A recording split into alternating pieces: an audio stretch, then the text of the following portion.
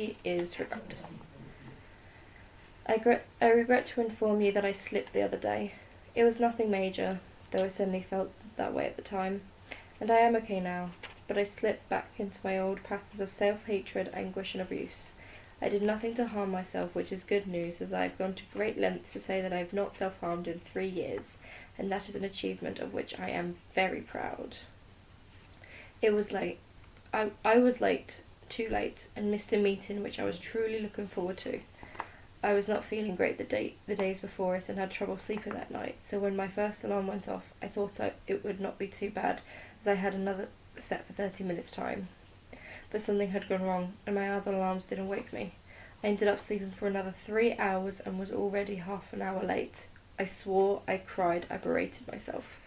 I had the first really, really bad panic I've had in a while. For probably a couple of months, and in that moment I regret to say that I lost all the progress I've made thus far. It felt like the world was going to end, it felt like I couldn't breathe, it felt like my head, my heart and my mind were going to explode. It felt like I was going to die, and not from COVID-19 like everyone believes they will at the moment. But I recognised the signs in time not to make any rash decisions, and I did what I have been told to do in those situations, and that is talk to someone who will calm me down. That person is my mum. She calmed me down and reminded me that it is not the end of the world in spite of feeling like it is. She reminded me that everything is okay. She reminded me that it can be rescheduled. She reminded me that this happens to everyone. She reminded me that it was not my fault. I remembered what to do. I remembered the breathing techniques. I remembered to do yoga later to help. I remembered how not to let my anxiety control me. I remembered how to calm down. That doesn't necessarily mean I didn't spend the next 2 days thinking about it. When things like this happen, I regret to say that I take it to heart and become encompassed by it. It is suddenly all I can think about until something else happens to take my mind off it.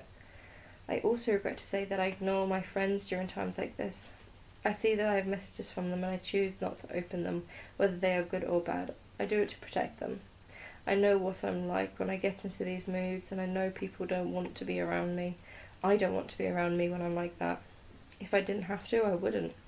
But just because I'm forced to doesn't mean that others are, so I distance myself from them to save myself and them. But I'm okay now. I've spoken to my friends again. I haven't told them about what happened. I know they'll understand. They get the same way too sometimes. But for now, I want to keep it to myself, because I regret what happened, I really do. But what I've learned over the years living with anxiety and depression, it's that regret will not change anything.